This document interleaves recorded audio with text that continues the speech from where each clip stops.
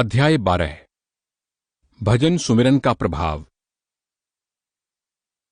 भजन जीवन जीने का एक ढंग है।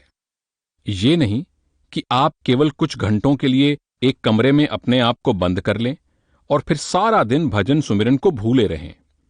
भजन को आपके जीवन का एक जरूरी हिस्सा बन जाना चाहिए और इसे आपके हर दैनिक कार्य और व्यवहार में झलकना चाहिए। यही अपने आप में भजन का प्रभाव है। संतमत की शिक्षा के अनुसार रहना, संतमत के वातावरण में रहना अपने आप में भजन ही है। आपको चाहिए कि अपने प्रतिदिन के भजन का वातावरण बनाने के लिए अपने जीवन के हर क्षण का उपयोग करें। जो भी काम आप करें वो भजन में बैठने के लिए आपके अंदर शौक और प्यार पैदा करे। इस प्रकार भजन हमारे लिए जीने का एक तरीका बन जाएगा, क्योंकि हम हर वक्त अपने भजन के द्वारा पैदा किए गए वातावरण में रहने और कार्य करने लगेंगे। ऐसे वातावरण में रहने के लिए हमें सादा, सुखी तथा शांतिपूर्ण जीवन बिताना चाहिए। भजन सुमिरन की शांति और आनंद का प्रभाव जीवन के बदलते मौसमों के अनुसार अपने आप को ढालने में आपको सहायता देगा और आप हर समय स्थिरता तथा संतुलन बनाए रख सकेंगे। आप अपने अच्छे और बुरे कर्मों का उनके बदलते हुए रूप में समता और संतोष के साथ सामना कर सकेंगे। हम अपने भाग्य में लिखी घटनाओं के चक्र को तो नहीं बदल सकते, लेकिन सतगुरु के हुक्म में रहकर और भजन सुमिरन करके उन कर्मों का हिसाब देते हुए शांत और प्रसन्न रह सकेंगे। जीवन में जो कुछ भी आए उसे हम सतगुरु की दया मेहर, सतगुरु की मौज और बख्शिश समझकर स्वीकार कर सकेंगे। हमें विश्वास हो जाएगा कि सतगुरु ही हमारे जीवन के कर्णधार हैं और उनके हृदय में हमारे सुख और भलाई का ही ख्याल है। अपनी दया से वे जितनी जल्दी हो सके हमें प्रभु के पास ला रहे हैं, ताकि जो कुछ भी प्रभु के पास है वो सब हमें दे सके। इसलिए शिष्य के हृदय में चिंता के लिए कोई स्थान नहीं होना चाहिए। भजन के द्वारा हम अपने मनुष्य जन्म के उद्देश्य को पूरा करते हैं। केवल भजन ही वो पूजा है जो उस परमपिता परमात्मा को प्रसन्न करती है। भजन के द्वारा हम उसकी दया मेहर पाने और उसके प्यार को अपना सकने के योग्य बनते हैं। जो प्रेम और भक्ति हमें प्रभु ने दी है उसे हम भजन के द्वारा बढ़ाते हैं, ताकि हम तेजी से अपने उद्देश्य की ओर जा सकें। इस तरह भजन करना परमात्मा की इच्छा या मौज में रहना है, प्रभु और सतगुरु के हुक्म में रहना है। परमात्मा की दया और भजन सुमिरन द्वारा ही हमारे अंदर वापस अपने असली घर जाने की तड़प पैदा होती है। भजन का प्रभाव सचमुच ही एक चमत्कार है। हम दुनिया से विमुख हो जाते हैं और जिस तीव्रता के साथ हम दुनिया की ओर दौड़ रहे थे उसी तीव्रता के साथ हम कुल मालिक की ओर दौड़ने लगते हैं। हमें उस सच्ची प्रीति और भक्ति के अलौकिक आनंद और शांति का अनुभव होता है, क्योंकि हम अंतर में अपने सतगुरु में लीन होकर एक बूंद से रूहानी सागर ही बन जाते हैं। प्रश्न 252। महाराज जी, आत्मज्ञान में लिखा है कि यदि भजन सुमिरन का फल चाहते हो तो प्रतिदिन 2.5 घंटे भजन करो। एक अन्य स्थान पर उसी पुस्तक में लिखा है केवल 3 घंटे के भजन से दुनियादारी का पलड़ा ही ज्यादा भारी रहेगा। ये तो समझाने का एक तरीका है। हो सकता है कि सरदार बहादुर जी ने कुछ और लोगों को यही बात किसी दूसरे ढंग से समझाई हो, लेकिन असल बात ये नहीं है कि हम 2.5 घंटे भजन करते हैं या 3 घंटे। इसमें कोई शक नहीं कि ये भजन है, पर असली भजन तो संतमत के अनुसार जीना है। जो वातावरण हम भजन के द्वारा बनाते हैं हमें सारा दिन उसी में रहना है। हम स्वप्न में भी भजन को नहीं भूलते, दुनिया के कामकाज करते हुए भी भजन को नहीं भूलते। लोगों के साथ हमारे व्यवहार में भी हमारे भजन का प्रभाव झलकना चाहिए। हमारा कारोबार ईमानदारी वाला होना चाहिए। असल में हमारा सारा जीवन ही ईमानदारी वाला और छल रहित होना चाहिए। यही असली भजन है। केवल अपने आप को 2 घंटे के लिए कमरे में बंद कर लेना और फिर सारा दिन संत मत के उपदेश को भूल जाना असली भजन नहीं है। भजन का प्रभाव हर समय हमारे साथ होना चाहिए। यह बहुत कठिन संघर्ष है, पर भजन के द्वारा जो वातावरण हम बनाते हैं उसे कायम रखना है। प्रश्न 253। महाराज जी, क्या बहुत अधिक भजन करना अच्छा है या अच्छी तरह से किया हुआ थोड़ा भजन? आपका मतलब है कि हमें मात्रा की चिंता करनी चाहिए या भजन की उत्तमता की? आपको मात्रा द्वारा ही उत्तमता प्राप्त होगी। अधिक समय तक भजन करना सत्संगी की परिस्थिति पर निर्भर करता है। अगर कोई नियम पूर्वक समय पर भजन करता है तो उसके लिए 2-3 घंटे काफी हैं। अगर हमें पिछले भजन के समय को भी पूरा करना है तो बात और है, क्योंकि कई बार हम भजन की छुट्टी कर देते हैं और बाद में हमें समय का हिसाब पूरा करने का ख्याल आता है। भजन को बहुत ज्यादा समय देने में सिर्फ यही खतरा है कि कई बार मन निराश हो जाता है, क्योंकि जब आप 4-5 घंटे भजन में बैठते हैं तो आप उम्मीद करते हैं कि आपको कुछ प्राप्ति होगी या आप किसी मंजिल पर पहुंचेंगे, और जब आपको प्राप्ति नहीं होती तो आप हताश हो जाते हैं। तब आप भजन करना छोड़ देते हैं, जो कि गलत है। अगर आप हर दिन निश्चित समय पर नियम पूर्वक भजन करेंगे और भजन का अपने दूसरे कार्यों के साथ तालमेल रखेंगे तो फिर आप कभी हताश नहीं होंगे। आप धीरे धीरे भजन का आनंद लेंगे और अपना अभ्यास जारी रखेंगे। लेकिन अगर आप एकाएक भजन को ज्यादा समय देते हैं और फिर एकाएक ही उसे छोड़ देते हैं तो ये अच्छा नहीं है। संतमत के नियमों के अनुसार अपने जीवन को ढालना, संतमत के वातावरण में रहना भी भजन ही है। 2 घंटे के लिए कमरे में बंद हो जाना और फिर दिन भर संतमत को भूले रहना तो भजन नहीं है। दिन के सारे कार्यों में तथा लोगों के साथ मेल जोल में हमें भजन को एक व्यवहारिक रूप देना है। अगर आप 2-3 घंटे भजन करें और फिर उसको बिल्कुल भुलाकर लोगों को धोखा देना शुरू करें, लोगों का दिल दुखाएं, उनको गालियां दें और उनसे चालाकी करने की कोशिश करें, धोखा देकर उनसे पैसा वसूल करें, तो ऐसे भजन का क्या लाभ है? भजन का असर आपके हर काम में झलकना चाहिए। ये भी भजन का ही एक भाग है, क्योंकि इस प्रकार आप अगले दिन के भजन के लिए एक अच्छा वातावरण बना रहे हैं। इस प्रकार भजन जीवन जीने का एक ढंग है। बेशक हमें भजन को पूरा समय देना चाहिए, पर साथ ही भजन को हमारी रहनी का अंग भी बन जाना चाहिए। प्रश्न 254। परमात्मा के प्राप्ति के प्रति चेतन होते हुए भी हम सामाजिक दायित्व तथा बाल बच्चों की जिम्मेदारियों को निभाने में व्यस्त रहते हैं। इनमें से अधिक महत्वपूर्ण क्या है, भजन सिमरन या जिम्मेदारियां? ये सब कर्मों के बंधन हैं, कर्मों के फलस्वरूप आई जिम्मेदारियां हैं। हमें इन सब जिम्मेदारियों को निभाना है, पर हमारी असली जिम्मेदारी तो परमात्मा के प्रति है। हालांकि उसी ने हमें ये सांसारिक जिम्मेदारियां दी हैं। हमें उस परम पिता तक पहुंचना है, उसे प्राप्त करना है। हमें परमात्मा के प्रति अपने कर्तव्य को भुलाकर इन सांसारिक कर्तव्यों को निभाने में नहीं उलझना है। उस प्रभु के प्रति हमारा कर्तव्य सबसे पहले है। लेकिन संत हमें अपने सांसारिक कर्तव्यों से भागने की सलाह नहीं देते। अगर आप अपने मूल रूहानी लक्ष्य को याद रखेंगे तो इन दुनियावी जिम्मेदारियों को भी अच्छे तरीके से निभा सकेंगे।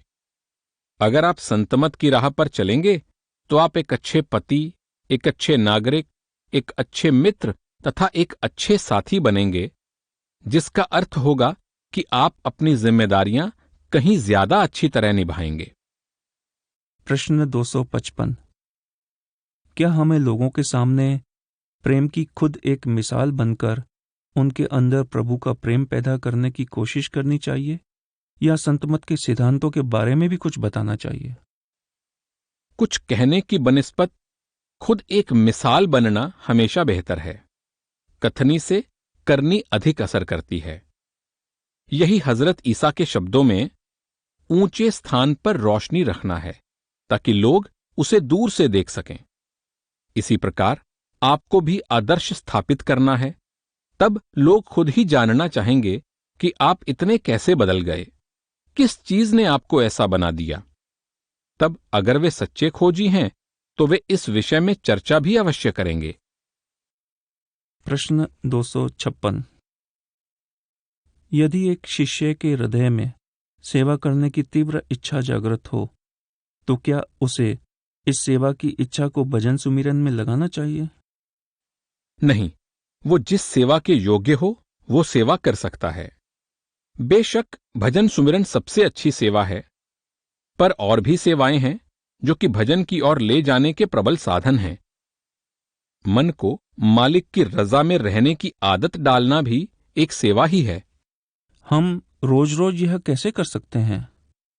हमें जीवन में पग पग पर परिस्थितियों का सामना करना पड़ता है और हर पग पर हमें अपने मन को समझाना चाहिए, जो कुछ भी भाग्य के अनुसार तुझे मिलता है उसे खुशी से मुस्कुराते हुए मंजूर कर, शिकायत मत कर। ये मन को लगातार ट्रेनिंग देते रहना है।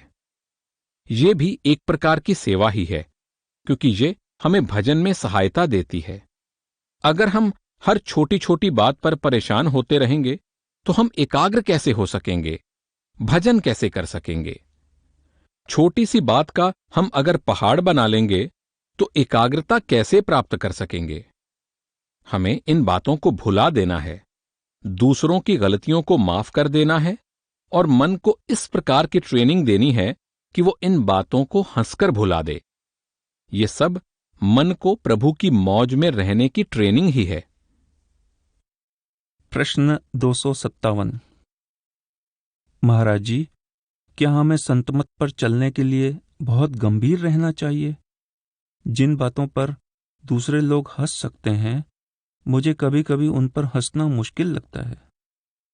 हमें संतमत पर चलने में गंभीर होना चाहिए, लेकिन इसका यह मतलब नहीं है कि हम जीवन की हंसी खुशी की उपेक्षा करें या उसे भुला दें, बल्कि हमें तो और भी निश्चिंत और प्रसन्न रहना चाहिए, क्योंकि हम संतमत की राह पर चल रहे हैं। एकाग्रता तनाव को दूर करने में मदद देती है। भजन सुमिरन हमें अपनी समस्याओं से ऊपर उठने में सहायता देता है, और जब समस्याएं पीछे रह जाती हैं तो हम निश्चिंत हो जाते हैं, तनाव रहित हो जाते हैं। भजन आपको तनाव, परेशानी और दुख की भावना से ऊपर उठने में मदद देता है। प्रश्न 258। महाराज जी, क्या आप शांतिपूर्ण तथा तनाव रहित जीवन व्यतीत करने और अपनी या दूसरों की बातों से चिंतित या परेशान न होने के बारे में कुछ कहेंगे?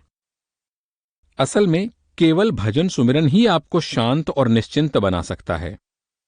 जब कोई भी बात हमारी इच्छा या कामना के विरुद्ध होती है तो हम अशांत हो जाते हैं, और जब हमारी इच्छा के अनुसार बात होती है या हम अपने आप को परिस्थिति के अनुसार ढाल लेते हैं तो हम शांति का अनुभव करते हैं। इसीलिए संत महात्मा हमेशा कहते हैं कि हमें अपने आप को हर परिस्थिति में ढालने की कोशिश करनी चाहिए। परिस्थितियां हमारे साथ समझौता नहीं करेंगी, इसलिए परेशान होने या तनाव महसूस करने का कोई फायदा नहीं। हमें हालात के साथ समझौता करना चाहिए। खुशी इसी में है। अगर हम कहें कि सर्दी का मौसम नहीं आना चाहिए, तो सर्दी को तो आना ही है, वो तो आएगी ही। हम सर्दी का सामना करने की तैयारी करके सर्दी को रोक तो नहीं सकते, पर हम अपने आप को उसका सामना करने के लिए तैयार कर सकते हैं। अगर हम गर्म कपड़े पहन लेते हैं, कमरा गर्म करने के लिए हीटर रखते हैं, तो हम सर्दी में भी खुश रह सकते हैं। अगर हम अपने आप को तैयार नहीं करते तो हम सर्दी में दुखी रहेंगे। इसी प्रकार जब गर्मी का मौसम आए और आप चाहें कि गर्मी ना पड़े, तो आप गर्मी को आने से रोक नहीं सकते, गर्मी तो आएगी ही। लेकिन अगर आपके पास हल्के ठंडे कपड़े हैं, पंखा, ठंडा स्थान तथा ठंडा पानी है, तो आप गर्मी में भी खुश रहेंगे, क्योंकि आपने हालात का सामना करने की तैयारी कर ली है। इसी प्रकार हमें इस शरीर में रहते हुए जिंदगी के बदलते मौसम का सामना करना है। अपने अच्छे और बुरे कर्मों के फल को भोगना है। न तो अच्छे कर्मों का प्रभाव हमेशा रहता है और न ही बुरे कर्मों का। कर्मों के प्रभाव के अनुसार हमें अपने आप को बदलना चाहिए, तभी हम खुश रह सकते हैं, शांत रह सकते हैं। लेकिन अगर आप कहें कि मेरे घर में कोई दुख की घटना ना घटे, तो यह संभव नहीं। जिसे मरना है वो तो मरेगा ही। अगर आप परिस्थिति को समतापूर्वक स्वीकार कर लेंगे तो सुखी रहेंगे। अगर आप परिस्थिति को स्वीकार करने से इनकार करेंगे तो दुखी होंगे। उस व्यक्ति को तो मरना ही है। खुशी और शांति अपने आप को परिस्थितियों के अनुसार ढाल लेने में ही है। इसीलिए मैं कहता हूं कि हमें इन बातों को सहज भाव से लेना चाहिए। हमें इनको शांतिपूर्वक, तनाव रहित भाव से लेना चाहिए। प्रश्न 259। क्या आप समझाएंगे कि हम किस प्रकार अपने भजन के वातावरण को सारा दिन अपने साथ लेकर चलना सीख सकते हैं? भजन बराबर करते रहकर। अगर आप भजन बराबर करते रहेंगे तो आप अपने चारों ओर ऐसा वातावरण बना लेंगे जिसके आनंद और शांति का आपको अपने अंदर अनुभव होगा। अपने दैनिक जीवन और कारोबार में तथा लोगों के साथ व्यवहार करते हुए हमें संतमत के आदर्श, शिक्षा और अभ्यास तथा संतमत की रहनी को याद रखते हुए उसी शांति तथा आनंद के वातावरण में रहने की कोशिश करनी चाहिए। इस प्रकार हम भजन के वातावरण को अपने साथ साथ रख सकते हैं। यदि ऐसा ना हो तो क्या इसका यह मतलब है कि भजन करने में कोई कमी है? इसमें भजन का तो कोई दोष नहीं है, इसमें हमारे कर्मों का ही दोष है। भजन आपको कर्मों का हिसाब देने में मदद देगा और शांति तथा आनंद प्रदान करेगा। लेकिन फिर भी अगर आप प्रसन्न नहीं हैं तो इसका मतलब है कि आपके कर्मों का दोष है या जीवन के प्रति आपके दृष्टिकोण में कोई त्रुटि है। प्रश्न 260। यदि हम अपने भजन में अंतर में कुछ भी ना देख सकें तो भी क्या हम अपने दैनिक जीवन में भजन का प्रभाव देख सकेंगे? मैं आपका प्रश्न समझ गया हूं। आपको चाहे अंतर में अनुभव ना हो, पर आप भजन का प्रभाव अवश्य महसूस करेंगे। आप अपने अंदर आनंद, खुशी और संतोष का अनुभव करेंगे और आपका जीवन के प्रति पूरा दृष्टिकोण ही बदल जाएगा। भजन सुमिरन का प्रभाव तो होता ही है, चाहे आपको अंतर में कोई अनुभव हो या ना हो। क्या इसका मतलब है कि सूली का शूल बन जाएगा? नहीं, उस सज्जन के सवाल का मतलब है कि अगर हमें अंदर कोई अनुभव ना हो या हमें पता ना लगे कि हमें क्या अनुभव हुए हैं, तो भजन से हमें और क्या लाभ हो सकते हैं। मैंने कहा है कि भजन का असर तो होगा ही। आपको अपने अंदर संतोष और खुशी का अनुभव होगा।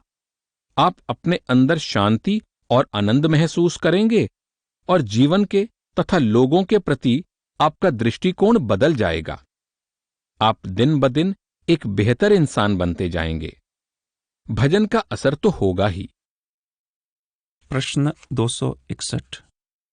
महाराज जी, यदि हमारे ऐसे हालात हों जो भजन करना मुश्किल कर दें, ऐसा वातावरण या जिम्मेदारियां हों जिनकी वजह से समय निकालना ही कठिन हो जाए और हम सचमुच भजन करना चाहें, तो क्या सद्गुरु उन परिस्थितियों और वातावरण को बदल देंगे ताकि हम भजन कर सकें?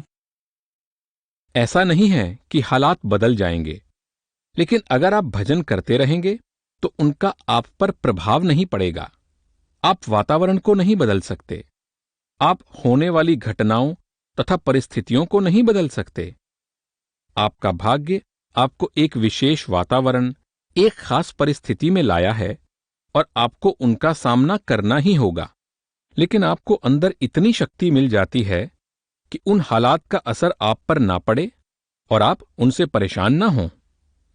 आप भजन सुमिरन करते जाएं। प्रश्न 262। महाराज जी, एक और तो हमें यह कहा जाता है कि सत्संगी का कर्तव्य है कि वे हर हाल में खुश रहे, पर दूसरी ओर कहा जाता है कि सत्संगी संसार में प्रसन्न और खुश रहते हुए मालिक को नहीं पा सकता। दोनों बातें एक दूसरे के विरुद्ध दिखाई देती हैं, पर असल में बात एक ही है।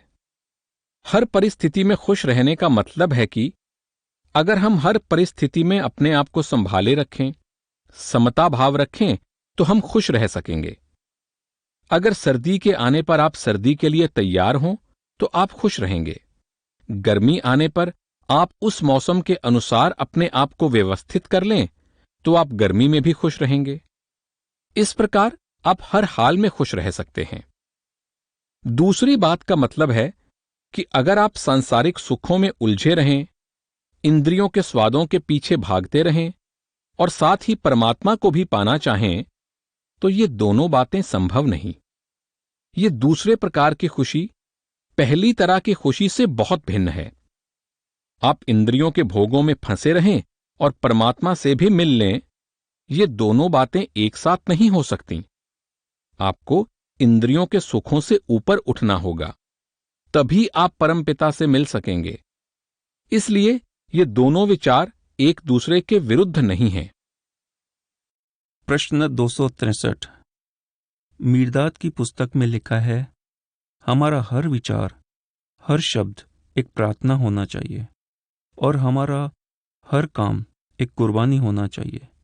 मैं समझना चाहूंगा कि हमारा हर काम एक कुर्बानी होना चाहिए का क्या मतलब है। असल में मीरदाद के कहने का मतलब है कि हमारा सारा जीवन ही एक प्रार्थना होना चाहिए। आधे या 1 घंटे की प्रार्थना का सवाल ही नहीं है। हमारा सारा दिन ही प्रार्थना में, परमपिता की भक्ति तथा प्यार में बीतना चाहिए। प्रार्थना का मतलब है प्रभु की भक्ति तथा प्रेम में जीवन बिताना। यही लगातार प्रार्थना है। इसके लिए किन्हीं खास शब्दों को या लिखी हुई प्रार्थनाओं को दोहराने की जरूरत नहीं। इस प्रार्थना में जबान नहीं हिलती, होंठ नहीं फड़कते। ये प्रार्थना हृदय से निकलनी चाहिए। हमारा जीवन त्यागमय भी होना चाहिए। जो वस्तुएं मालिक को पसंद ना हो, उनसे हमें बचना चाहिए और संत मार्ग पर चलने की कोशिश करनी चाहिए, जो कि प्रभु को पसंद है। यही त्याग या कुर्बानी का जीवन है। कुर्बानी का मतलब ये नहीं कि आपको अपने बाल बच्चों और परिवार को छोड़कर जंगलों में भाग जाना है। कुर्बानी का मतलब है कि संसार की किसी चीज से मोह ना करना, लोगों के साथ रहना पर उनमें लगाव नहीं रखना, मन को इंद्रियों के भोगों की ओर जाने से रोकना, मन को बाहर संसार के पदार्थों और शक्लों में फैलने से रोकना ही त्याग का जीवन है। कुर्बानी के जीवन से मीरदाद का यही भाव है। प्रश्न 264। महाराज जी, आप कहते हैं सरदार बहादुर महाराज जी हमेशा तीसरे तिल पर रहते थे। क्या आप इस पर थोड़ा प्रकाश डालेंगे? क्या कोई सत्संगी ऐसी अवस्था में पहुंच सकता है जहां वह हर वक्त, यहां तक कि चलते फिरते भी तीसरे तिल पर रहे? तीसरे तिल पर स्थिर रहने का क्या अर्थ है? इसका मतलब है कि आप अपना मन दुनिया में फैलने नहीं देते। आप अपना संतुलन बनाए रखते हैं। आपका मन पूरी तरह शांत होता है और आप हर समय संतुष्ट और प्रसन्नचित्त रहते हैं और चारों तरफ खुशी का माहौल बनाते हैं। मन को स्थिर और शांत रखने का प्रभाव यह होता है कि आप हमेशा खुश रहते हैं और आप किसी भी स्थिति में परेशान नहीं होते। महाराज जी, क्या यह प्रभाव तीसरे तिल पर एकाग्रता प्राप्त करने से आता है या भजन सिमरन के अभ्यास से? तीसरे तिल पर एकाग्रता प्राप्त करना या भजन सुमिरन दोनों एक ही हैं। आप इसे कोई भी नाम दे सकते हैं। क्या एक सत्संगी ऐसी अवस्था में पहुंच सकता है कि दिन के समय चलते फिरते हुए भी वह हमेशा तीसरे तिल पर रह सके? आंखों के केंद्र या तीसरे तिल पर रहने का क्या अर्थ है? इसका अर्थ है कि आप अपने मन को संसार में फैलने नहीं देते। आप अपनी समता नहीं खोते। आपका मन बिल्कुल शांत रहता है। आप हमेशा संतोष और प्रसन्नता का अनुभव करते हैं और चारों ओर प्रसन्नता ही फैलाते हैं। मन को स्थिर करने का यही प्रभाव है कि आप हमेशा खुश रहते हैं। कोई बात आपको परेशान नहीं करती।